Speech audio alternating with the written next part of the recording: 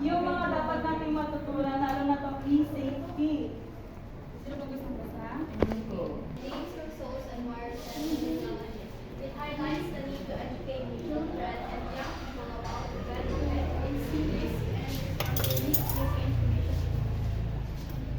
So, ang e-safety ay nakakatulong para malaman natin kung ano yung mga mabubuti at masasamang may tutulog ng mga technologies or other electronics. Here are some issues of e-safety. Venus. Venus. Si Christian dapat.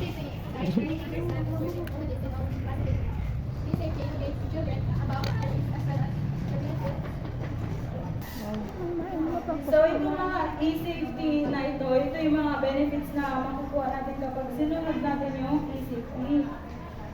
Pero bakit Safety. Safety. dito rin madadagdagan yung knowledge natin about sa mga e-safety. Yung network management. Sino kung gusto magbasa? Safety in the use of network in school. Log. Make clear that no one should log on as another user. Require all user to always log off when they have finished working. Maintain equipment to ensure health and safety. So, sa number 1.1, If ever na mag-open tayo ng account sa ibang device, dapat i-log out din natin agad kasi hindi natin alam baka halungkatin or gamitin ng iba. So, good morning everyone. So, continue ko lang po yung natapal ko ng nakaraan. Araw. So, network management. Sino pong gusto magbasa? Christian. tayo na nga ako. So yung 1.1, if ever na magkakita kayo sa ibang computer or ibang device, dapat ay lagag din natin agad. Kasi syempre pwede siyang gagawin sa ibang tao. Ibang tao, 1.2, sino gusto mo siya? Ikaw. Require all users to always log off when they have finished working. So after po natin gawin yung mga technologies, so yung mga devices, dapat ilagag din natin agad kasi pwede magkasin ng ng ibang hazard. So next, 1.3. Hindi siya. Rating, equipment to ensure health and safety. Dapat po kapag may mga devices tayo or technologies, ay alam natin itong linisan at pangalagaan kasi yan din yung nagpapaslitan ng mga hazards. Yes? Yes. 1.4. Ayan.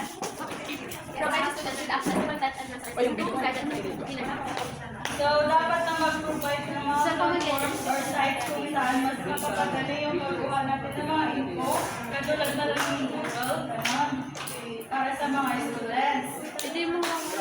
So, 1.5. Dinig.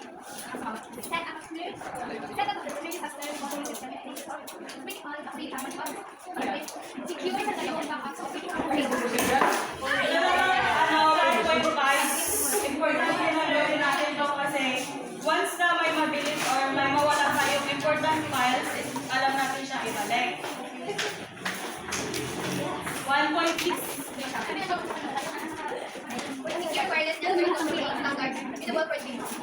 So, dinisign naman yung mga wireless devices kasi pag may wire yung ano, minsan di ba nagkakapuhol-puhol, gano'n, which can cause ng mga ibang hazards. Okay. 1.7. Yan. So, kapag may mga hindi na tayo kailangan ng files, gano'n, kailangan din install natin kasi nakakasaka siya ng storage. Next, yes. Number 2, password policy. Pimtali.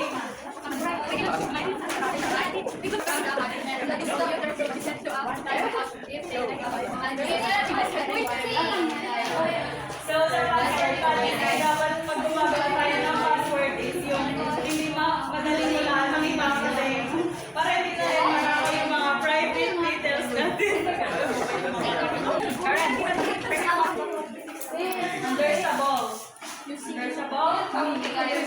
Understandable na dapat pag-break time na gumagamit yung mga students ng phone kasi distraction yun kapag nag-aaral. Saan? Ano yan? Ito.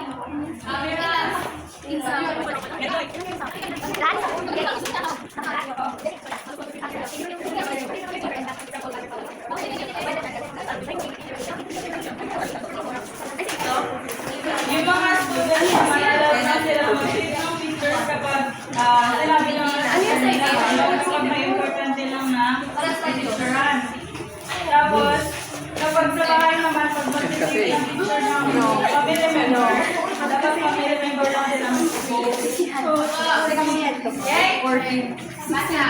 Sige, natakpan na lang. Uy, natakpan mo! Ay,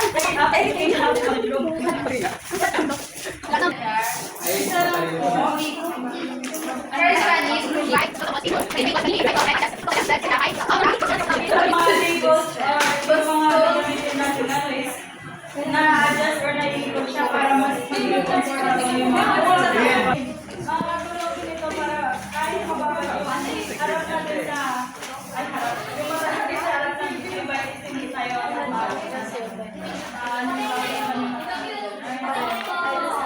number 3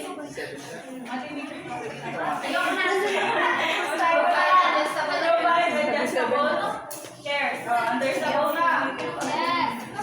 Number 4, provide foot support katulad ng mga shoes. Dapat mag-uso na kayo ng mga computer na laboratory or sa magsuot lagi kayo ng shoes. Hindi yung nakapapa. Kasi may current pa rin sa ground. Number 5, make sure lighting is stable.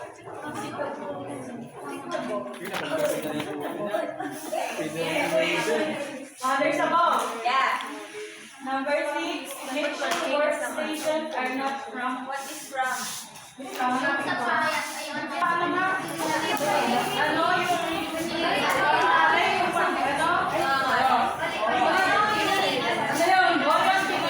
number 6. Ay, ang nagkatagan landworks at a computer so that there are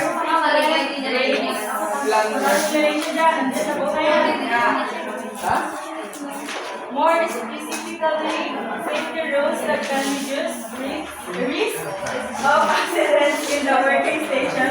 Ay, ito yung mga dapat natin malaman para ng mga safety rules na gagawin natin kapag nasa loob tayo ng working station. Number 1, no trailing wires across or around the room which people can keep on.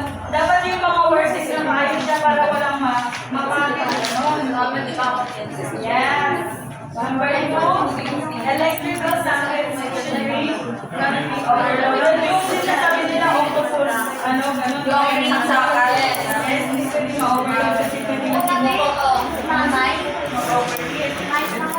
Number 3, electrical equipment space around desk for people to move. So yun, dapat maging comfortable yung gagalawan ng natin. Yung paglalagay ng mga device, gano'n. Number 5, bugs and obstacles to be sorted out of the way. Yes. Number 6, food and drinks should not be placed near the machine.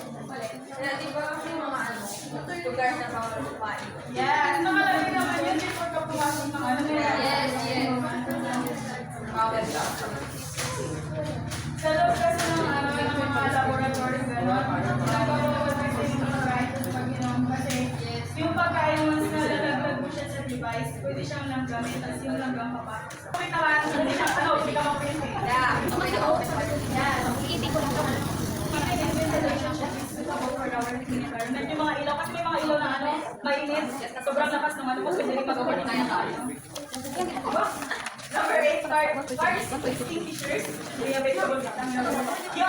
makikita naman natin yung fire nakapractice naman kayo. Minsan ng mga paano gamitin. So magagamit natin yung kapag may emergency. Number 9, fire exit should be very marked and free. So kaya napapansin nyo kapag sa mga rooms or ibang laboratories, dalawa yung windows para paglalabas is hindi magkumpulang para malabas agad. Yes.